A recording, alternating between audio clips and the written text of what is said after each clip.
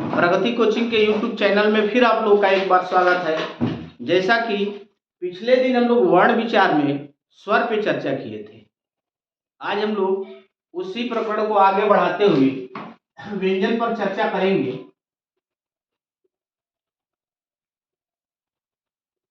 देखा जाए तो व्यंजन है तो बहुत छोटा टॉपिक, लेकिन इससे एग्जाम के दृष्टि से काफी क्वेश्चन आते हैं। तो सबसे पहले हम लोग इसकी परिभाषा देखते हैं, व्यंजन किसे कहते हैं। आप सीधे सीधे बोल सकते हैं कि वे वर्ण जो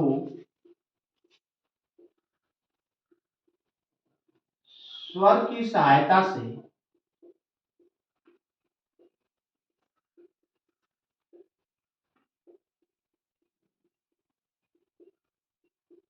उच्चारित होते हैं उन्हें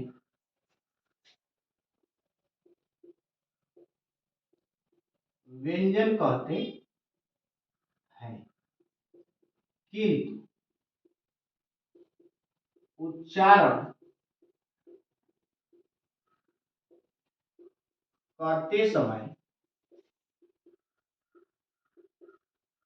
यह ध्यान रहे कि स्वर व्यंजन से पहले न आए।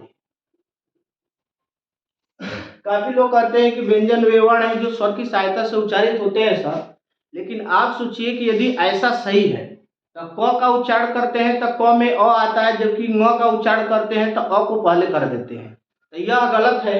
हमारी राय माने तो आज से व्यंजन की परिभाषा पढ़े कि व्यंजन वे वर्ण है जो स्वर की सहायता से उच्चारित तो होते हैं, किंतु उच्चारण करते समय यह ध्यान रखा जाना चाहिए कि स्वर जो है सदैव व्यंजन के बाद में आए। आगे इसका प्रकार देखते हैं तो सभी किताबों में देखेंगे तो एक पंक्ति में ये 5 वर्ण लिखे होते हैं, अगले में भी यही लिखे होते हैं। तो इसका भी कुछ रीजन होता है, अभी बता रहे हैं। जैसे ज लिखा है गया झ य, त ठ ड ढ ड़,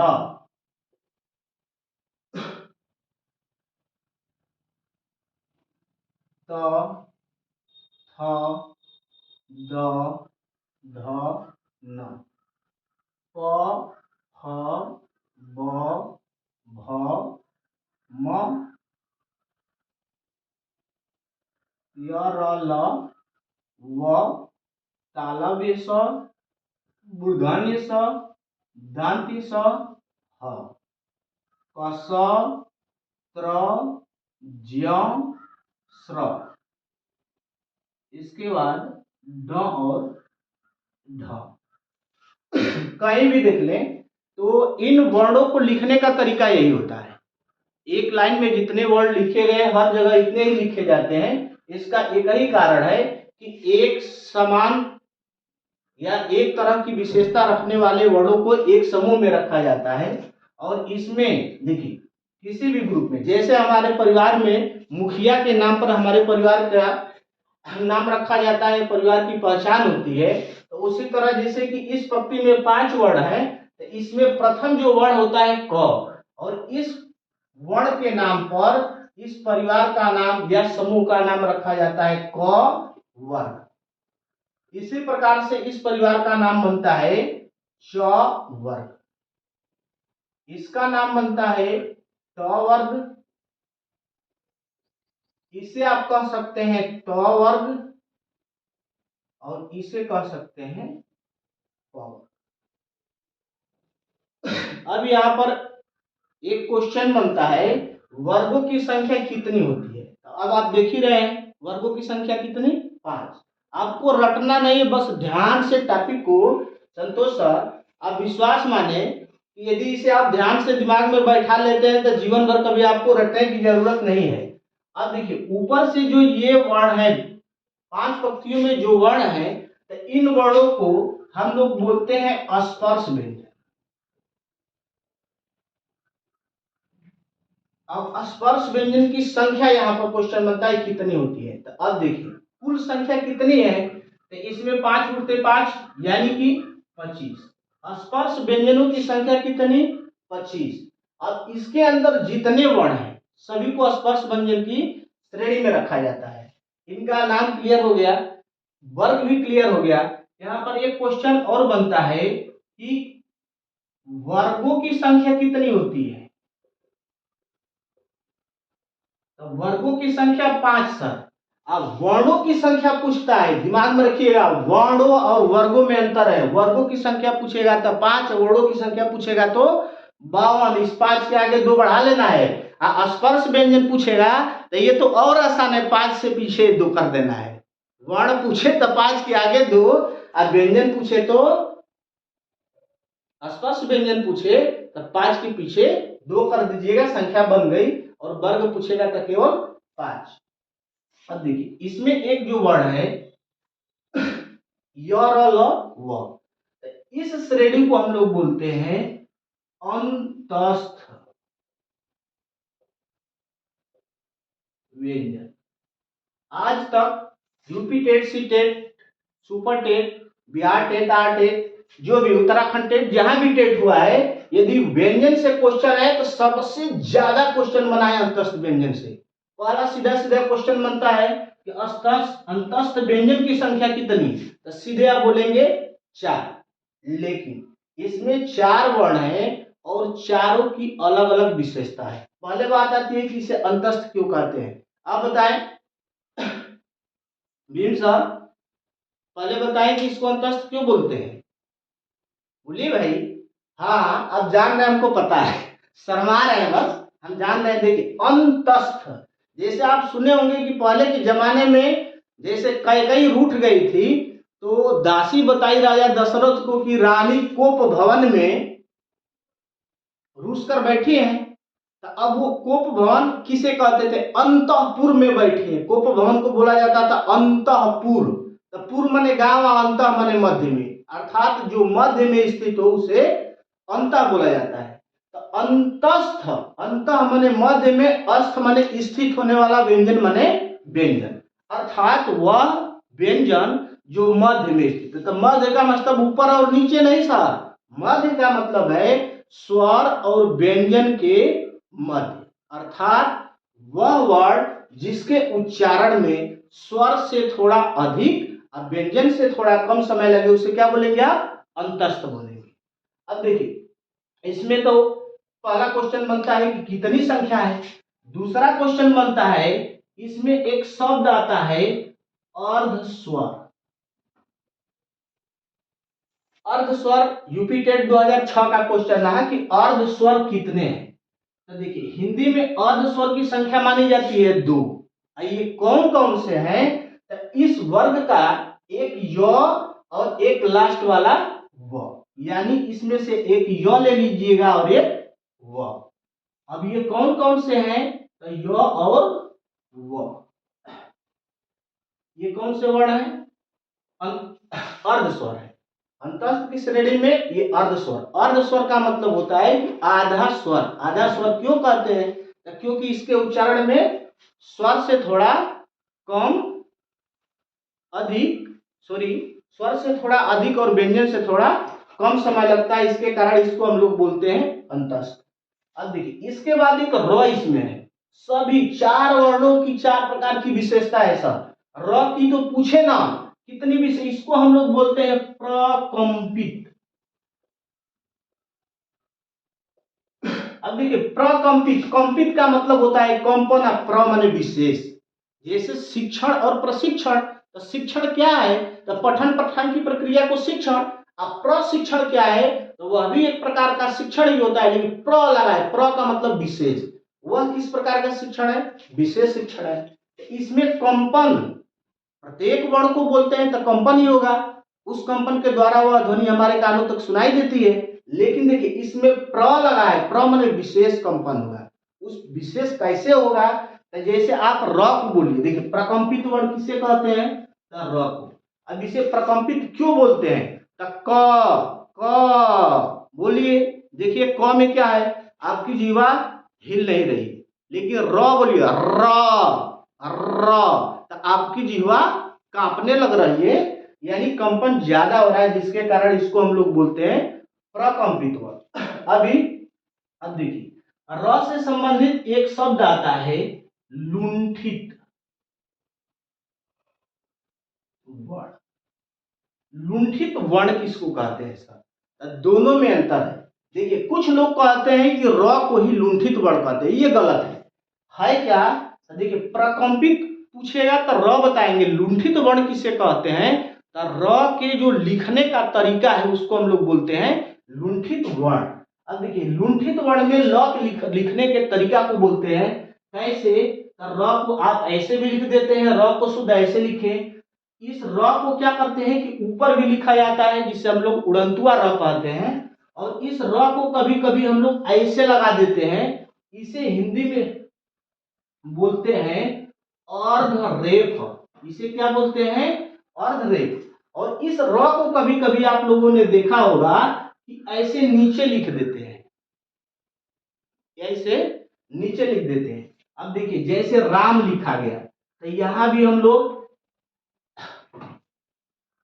तो देखिए ये अर्धरेफ, कभी कभी नीचे एक ऐसे र लग जाता है, जिसे हम लोग ट्रेन वाला र बोलते हैं। अब देखिए, इसको समझने का तरीका या कैसे हम समझेंगे, तो अब यहाँ पर समझ लेते हैं। देखिए, र, तो शुद्ध र लिखना होता है, ऐसे हम लोग लिख देते हैं राम। इसको यहाँ पर हम लोग समझते हैं जैसे राम हो गया। तो ये लुंठित वर्ण में र के लिखने का तरीका ही आता है। अब एक जैसा भी लिखना हो कर्ण, तो वहां भी लिखा जाता है, तो कर्ण में ऊपर लगा दिया जाता है। यही क्रय करते हैं, क्रय, तो र नीचे आ जाता है। और यहाँ पर ट्रेन लिखा जाता है, तो ट्रेन। अब ये र का भिन्न भिन्न जो स्वरूप हम देख रहे हैं, इसी को हम लोग बोलते हैं लुंठित वर्ण। जबकि वर्ण में आपको यह उड़नतुआ र, अर्धरेफ, इसको हम लोग ये दिमाग में रखिएगा कि इसको हम लोग बोलते हैं अर्ध रेफ। इसे अर्धरेफ कहा जाता है। और ये जो भिन्न भिन्न प्रकार है लिखने का, इसी को लुंठित वर्ण कहते हैं। अब एक शब्द, अभी एक यहाँ पर और बच जा रहा है ल। ल को क्या कहते हैं? तो ल को हम लोग बोलते हैं पार्श्विक वर्ण। क्या बोलते हैं? पार्श्विक वर्ण। इसे बोलते हैं पार्श्विक वर्ण। तो पार्श्विक वर्ण कौन सा है? सॉरी,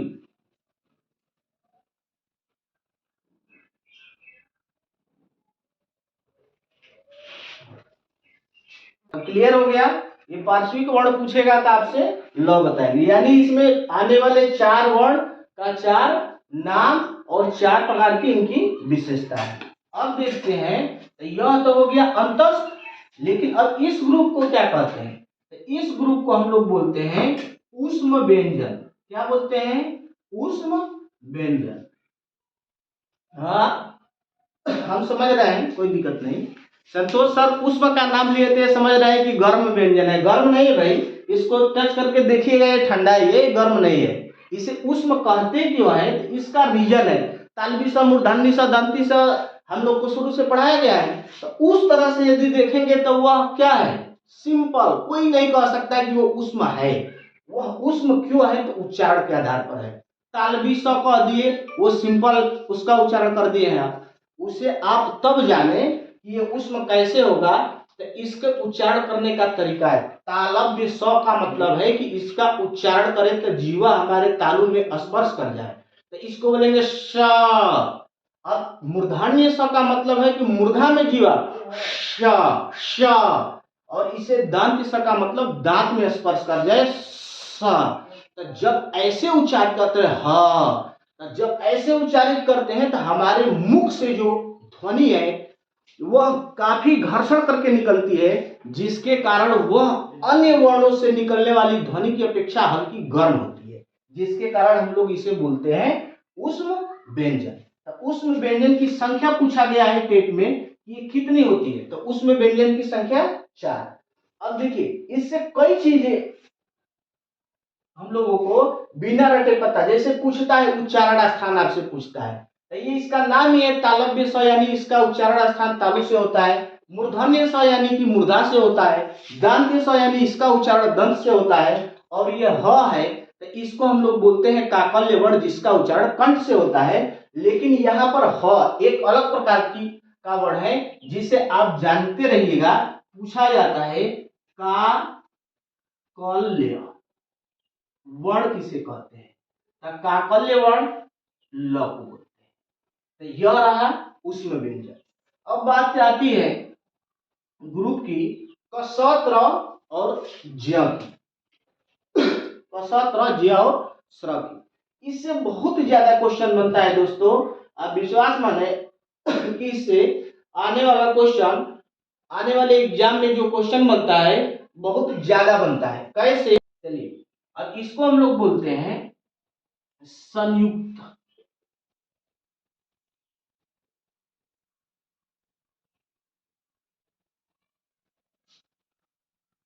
संयुक्त व्यंजन।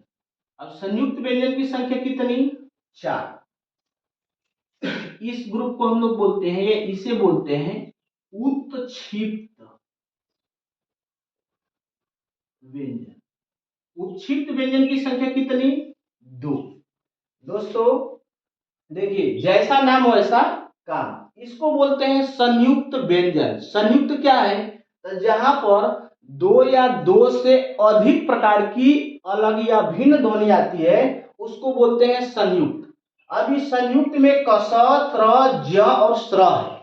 क स में 2 प्रकार की भिन्न ध्वनि आती है, क और स, त्र में त और र, ज में ज और य, स्र में स और र। अब यहाँ पर कई बार टेट में पूछा गया कि क स किसका किसका संयुक्त रूप है, त्र किसका किसका है, ज किसका है और स्र किसका है। अभी आगे हम बता रहे हैं। और इसके नीचे भी 2 वर्ड आते हैं जिसे हम लोग बोलते हैं, अब दोनों में अंतर है। देखिए यहाँ पर भी आया है ड ढ और यहाँ पर भी, लेकिन दोनों में बहुत ज्यादा अंतर है। क्या अंतर है, तो देखिए इसको हम लोग बोलते हैं ड ढ, इसे बोलते हैं ड ढ, ड ढ।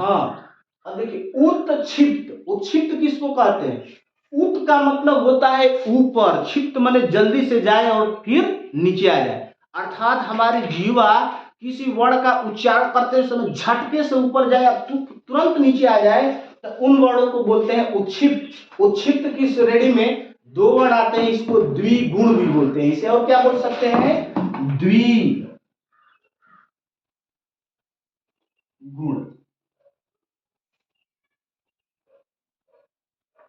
द्विगुण, द्विगुण व्यंजन भी कह सकते हैं इसे, या उत्क्षिप्त कह सकते हैं, कोई दिक्कत नहीं, दोनों सेम है। अब इसके आगे अभी हम बता रहे हैं कि उत्क्षिप्त के बाद कैसे हम लोग संयुक्त पर चल, तो द्विगुण क्लियर हो गया। अब देखिए 3 वर्ण न, य और र का उच्चारण करते समय ध्यान रखना होगा आप लोगों को कि इसे आज के बाद गलत नहीं उच्चारित करेंगे। आप विश्वास करें, कई लोग ऐसे भी आए कि जब इन वर्डों का हम उच्चारण बताए तो लोग बोले कि गुरुजी रह दिए, अब इस जन्म में हम लोग इसको शुद्ध नहीं उच्चारित कर पाएंगे, लेकिन ये गलत है। करना क्या है, इसे आप लोग बोलते हैं अंग, अंग, इसको बोलते हैं इया, और इसे बोलते हैं अड़।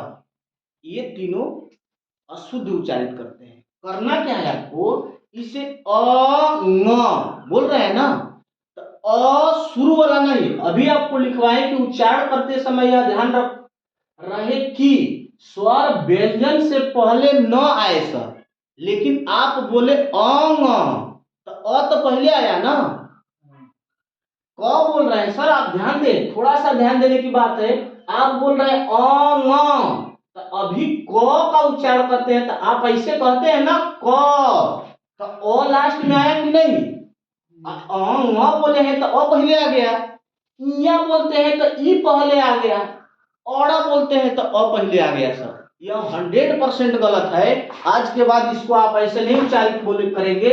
देखिए करना क्या है, ऐसा भी नहीं कि ये कठिन है, बस सिंपल है। आप बोले अंग, तो अ शुरू वाला नहीं बोलना है, न क्या बोलेंगे, न, देखिए अ लास्ट में आ रहा है, इया नहीं सर, या, या, तो य के बाद क्या है, ओ आ है।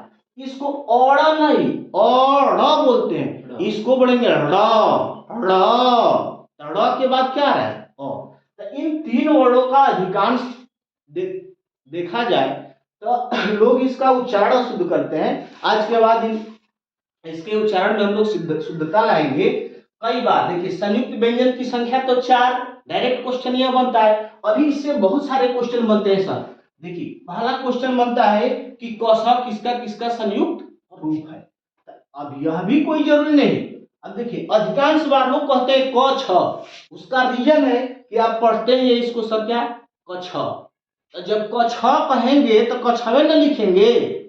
अरे जैसा हम सुनेंगे वैसा बोलेंगे, जैसा पढ़ेंगे वैसा लिखेंगे। इसीलिए तो आपको बताया गया सुबोपल्ली। तो आप सुबोपल्ली को पढ़ के किताब में ही रख दिए। जैसे लोग कहते हैं ना कि अपना ही धन है, यदि किसी मित्र के पास है तो वह किसी काम का नहीं, और अपनी ही पुस्तक है और उस पुस्तक का ज्ञान यदि हमारे मस्तिष्क में नहीं तो उस पुस्तक का ज्ञान किसी काम का नहीं। अर्थात पराये के पास रखा धन और पुस्तक में संचित ज्ञान किसी काम का नहीं होता है। तो आप प्रयास करें दोस्तों, थोड़ा सा मेहनत करें। Bhim sir, Suresh sir, Ansari sir, आप लोग थोड़ा सा हमारे तरफ ध्यान दें और जो पुस्तक में लिखा है उसे अपने दिमाग में लिखने का प्रयास करें। तो देखिए, इसे आज से आप लोग सर क छ मत बोलिएगा, क्या बोलेंगे, क श। अब समस्या आई कि क तो आप शुद्ध बोले सर, लेकिन स भी बोल रहे हैं। तो अब समस्या है कि स 3 प्रकार का इसमें है।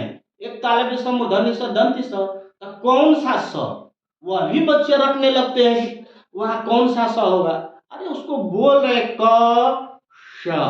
तो देखिए, आपकी जीवा कहाँ जा रही है, ऊपर। ऊपर यानी जो ये गड्ढा है, तो यानी कि इसमें कौन सा स होगा सर, मूर्धन्य स।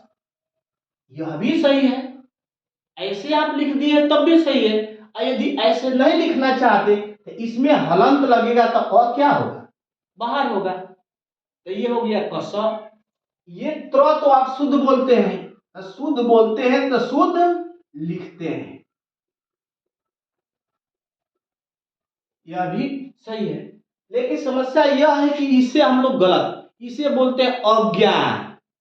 अरे अज्ञा कौन सा वर्ड है सर, फिर आप अ बोले, अज्ञा नहीं सर। आज के बाद अब कुछ लोग बोलते हैं ज्ञान, अज्ञा बोलेंगे ज्ञा बोलेंगे, लेकिन ये दिमाग से निकाल दे। आज के बाद इसे हम लोग बोलेंगे ज्ञ। क्या बोलेंगे सर, ज्ञ, यानी ज और य से ये मिलकर के बना है ज्ञ है। तो ज बोलेंगे तो ज क्या करेंगे, लिखेंगे। यानी ज में कौन कौन सी ध्वनियां है, ज और य से अ निकाल देंगे तो यह हो सकता है। अब यह ज हो गया, एक वर्ड और बच जाता है इसमें श्र। अब यह भी थोड़ा सस्पिशन की बात है। सस्पिशन तो कुछ है नहीं, लेकिन हम लोग जानकर पैदा कर लेते हैं क्योंकि हम वर्डों का उच्चारण यह शुद्ध करते हैं। देखिए, इसे कहते हैं हम लोग श्र। तो श्र का मतलब है, अब श्र में अब फिर सोचने लगते हैं कि भैया कौन सा स आ गया। अब तो समस्या हो गई प्रदीप सर कि भाई 103 है तो कौन सा स इसमें लिखे। तो आप बोलकर देखिएगा सर जी, आपको कोई रटने की जरूरत नहीं है। श्र में बोलेंगे श्र, तो श्र बोल रहे हैं श्र। देखिए, स जब बोल रहे हैं तो दांत में जीवा हमारी क्या कर रही है, स्पर्श कर रही है, यानी स्पष्ट है कि यहाँ पर कौन सा स होगा, तालव्य स। बहुत अच्छा, बहुत अच्छा श्यामू महोदय, आपकी बहुत जितनी कीजिए प्रशंसा कम है, क्योंकि आप सब कुछ जानते हैं। ये है स और श्र है सर, श्र यानी कि स और र से अ यदि निकाल देते हैं तो ये बनता है श्र।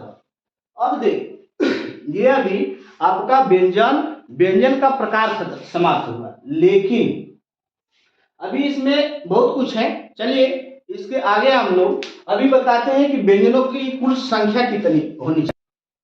चलिए दोस्तों, तो अब इसके आगे हम लोग देखते हैं कि व्यंजन की कुल संख्या कितनी होनी चाहिए। तो पहला क्वेश्चन देखिए, बार बार पूछा जाने वाला क्वेश्चन है, व्यंजन की संख्या। इसमें दो तरह से क्वेश्चन बनते हैं। एक बनता है एनसीईआरटी के आधार पर पूछा जाता है कि व्यंजन की संख्या कितनी है। तो आप दिमाग में रखेंगे, इसी को बोलते हैं हम लोग मूल व्यंजन। यह कितना है, 33। एनसीईआरटी के आधार पर पूछे तब, मूल व्यंजन पूछे तब आप बताएंगे 33। ये 33 कहाँ से है? तो 33 बस रट मत लीजिए। व्यंजन क्या है तो सिंपल आप जान रहे हैं कि वे वर्ड जो स्वर की सहायता से उच्चारित होते हैं, अर्थात हम, और हम जिसके सहारे चलते हैं वो क्या है? व्यंजन। जैसे क बोले हैं तो क में अ आया, य बोले हैं तो उसमें अ आया। लेकिन देखिए अब यहां तक 25 हो गए, 25 और 8 टाइम, ये कितना हो रहा है सर यहाँ तक? टाइम। इन 33 को ही हम लोग मूल व्यंजन बोलते हैं, या एनसीईआरटी इन्हीं को व्यंजन मानती है। क्यों? तो देखिए स में अ है, ह में अ है, ल में अ है, व में व है। अब ये संयुक्त व्यंजन को व्यंजन की मूल व्यंजन से बाहर इसलिए कर दिया जाता है कि इसमें दो व्यंजन के बाद एक स्वर आता है, जिसके कारण इसे मूल व्यंजन से क्या कर दिया जाता है? बाहर। यानी कि मूल व्यंजन की संख्या पूछा जाए, एनसीईआरटी के आधार पर आपसे व्यंजन की संख्या पूछा जाएगा तो 33। लेकिन अब यहीं पर आपसे कोई पूछ ले कि कुल व्यंजन की संख्या कितनी है, तो कुल व्यंजन की संख्या सर आज से आप लोग बताएंगे 39। 39 क्यों बताएंगे? तो अब देखिए 33 ये और 6 ये, तो 33 का कितना हो गया? 39, 39 हो गया। तो यदि कुल व्यंजन की संख्या पूछा जाएगा तो 39। अगले दिन हम लोग जब क्लास स्टार्ट किए थे तो वर्ड की संख्या आपको याद होगा कितनी बताई गई थी? वर्ण की संख्या आप कितने पढ़े थे? बोलिए साहब। हाँ ठीक है, ठीक है, सबको पता है 52 बताए थे आप लोग। लेकिन अब ये बताएं कि ये 52 वर्ण होते कैसे हैं, किन किन वर्णों को जोड़ करके ये 52 होते हैं। तो अब इसको आप लोग ध्यान रखेंगे। जैसे आपको बताया गया था कि स्वर, स्वर कितने? 11। अभी आज पढ़े हैं कि मूल व्यंजन, मूल व्यंजन कितने? 33। अभी इसमें जो संयुक्त व्यंजन है ये कितने? 4। उत्क्षिप्त व्यंजन कितने हैं? 2। और क्या छूट रहा है? बोले, आप लोगों का मस्तिष्क यहाँ नहीं है क्या? केवल आप लोगों की शरीर यहाँ है? आप लोग बोले। देखिए इसके बाद अभी कुछ छूट रहा है, 33 और 11, 44, 4, 48, 2, 50, 2 तो छूट रहा है ना? क्या बोले थे आप लोगों को? 2 बताए थे स्वर में अयोग वाह। हिंदी में अयोग वाह की संख्या कितनी? तो 2 होती है, जिसे हम लोग बोलते हैं अंग और अह। क्या बोलते हैं? अंग और अह, जिसमें एक होता है अनुनासिक, एक होता है अनुस्वार और एक होता है विसर्ग। इन टोटल को देखा जाए तो कितना हुआ? 52। अर्थात हमें विश्वास है कि आप लोगों को यहाँ तक काफी क्लियर हो गया होगा। आज के बाद पूछा जाने वाला बार बार जो क्वेश्चन है, वर्ड की संख्या कितनी है? तो 52 है। इसमें से कभी कंफ्यूजन ना हो। स्वर पूछा जाएगा तो आप 11 बताएंगे, व्यंजन पूछा जाए तो 33 बताएंगे। संयुक्ताक्षर और उत्क्षिप्त व्यंजन को जोड़कर यदि कुल व्यंजन पूछ लिया जाए तो आप कितना बताएंगे? 39, 39। अयोग वाक्य की संख्या कितनी है? 2। अब अगले टॉपिक पर हम लोग इनके उच्चारण स्थान पर ध्यान देंगे।